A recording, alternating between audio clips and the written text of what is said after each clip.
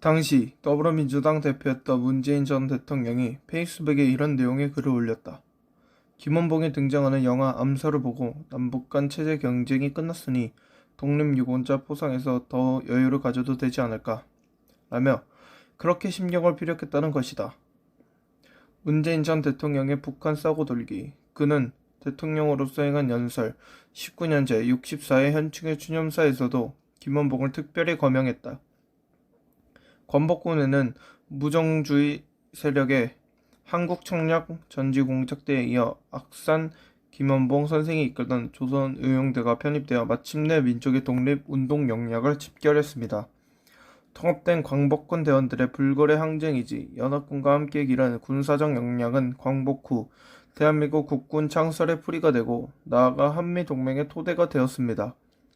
김원봉의 참여로 광복군이 완성됐고 그것이 국군 창설의 뿌리가 되었을 뿐만 아니라 한미동맹의 토대가 되었다는 게 연설의 요지였다. 문 전 대통령이 역사학자였다는 말은 들은 적은 없지만 어쨌든 그렇다는 게 행세했다. 아주 명쾌하게 역사를 재단한 것이다. 하필이면 현충일 추념사에서 해방 전 김원봉의 사상 평력이 어땠는지를 노래로 한다. 해도 그가 48년 남북협사대표단의 일원으로 평양에 간 후 거기에 눌러앉아 김일성 집단의 고위직을 지낸 사실은 기억돼야 한다. 그는 북한 체제 안에서 국가검열상, 노동상, 최고인민회의 상위위원회 부위원장을 지냈다. 물론 김일성의 침략전쟁에 적극적 가담 충성을 다했다. 문 대통령이 그의 공로를 강조하기 시작한 것은 정권 안팎에서 좌파 독립유공자 재평가와 서운이 공공연히 이뤄지던 때의 시기적, 사회적 상황과 맞닿아 있었다. 김원봉은 좌파 진영이 주목하기 시작한 서운 대장사였다. 문 전 대통령은 이 같은 분위기에 편승하거나 추동하는 차원에서 특정인을 위한 헌충일 추념사를 했던 셈이다. 돌아보면 문 전 대통령의 행태는 정말 이해하기 어렵다. 재임 중에 행한 5차례의 헌충일 추념사에서 한 번도 북한을 언급한 바 없다. 6.25의 피해는 말했지만 그 가해자는 입에 올리지 않았다. 항일투쟁에 대해서는 거듭거듭 강조하면서도 6.25의 참극은 스쳐 지나가듯 말했다. 대한민국을 김일성의 소나기에서 구해낸 영웅 고 백성엽 장군의 영전에 조문 메시지 몇 자 줬다 아꼈다. 같은 기간 중 서울광장에서는 서울시 더불어민주당 공동의 고 박원순 씨 서울특별시장 일정이 진행되고 있었다. 지난 2020년 3월 27일 국립대전 현충원에서 열린 서해 수호의 날 기념식에서도 문 전 대통령의 회피화법은 변함없이 구사됐다. 그는 기념사에서 천안함 폭침이 누구의 짓인지 말하지 않았다. 오죽했으면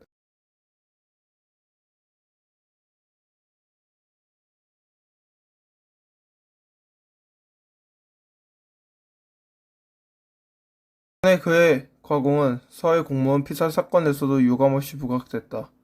20년 9월에 서해 연평도 인근 해상에서 우리 공무원 한 사람이 북한 측의 총격으로 숨짐 사건이 발생했다. 문 전 대통령은 피살 공무원의 아들에게 친서를 보냈다.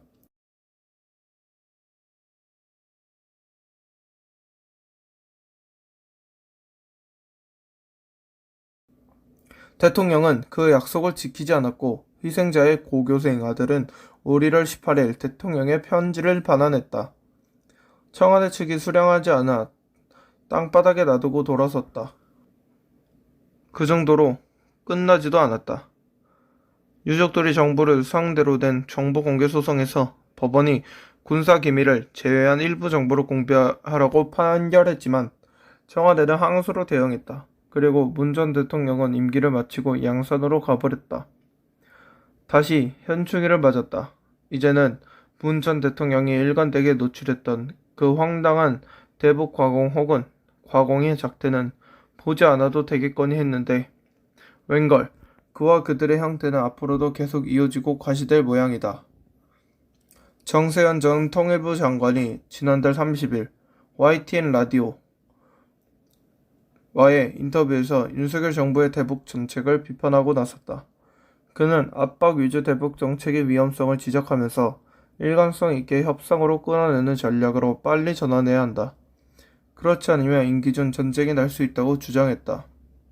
북한을 달래해 협상에 나올 수 있도록 만드는 것을 굴종이라고 한다면 생각이 짧은 것이란다.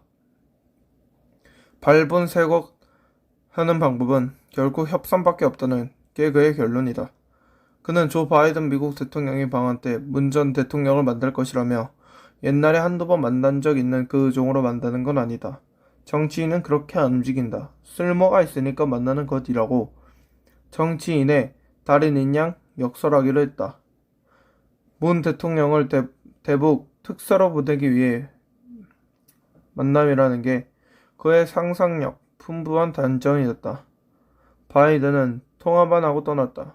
특사에 대해서는 티귿자도 언급이 없었다.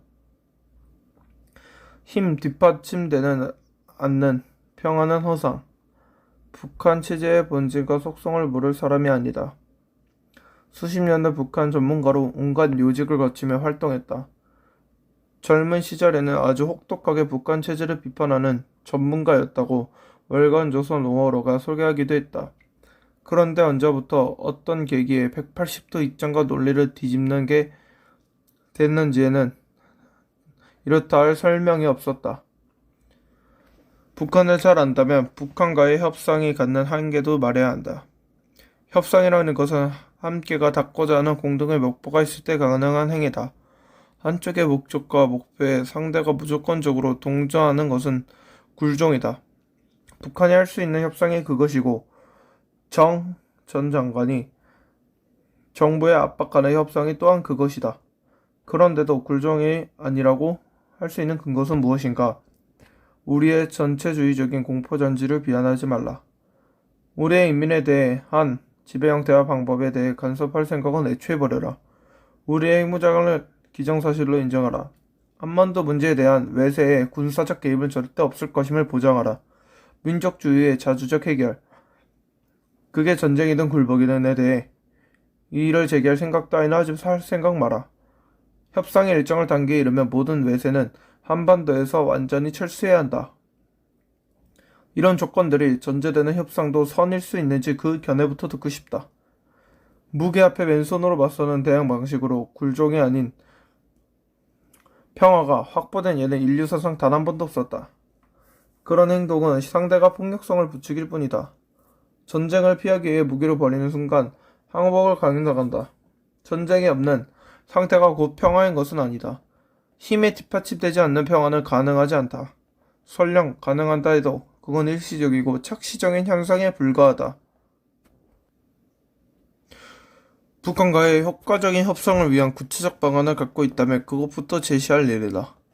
그런 대안도 없이 새 정부를 호구 쪽으로 몰아드는 것은 위적 행위일 수 있다.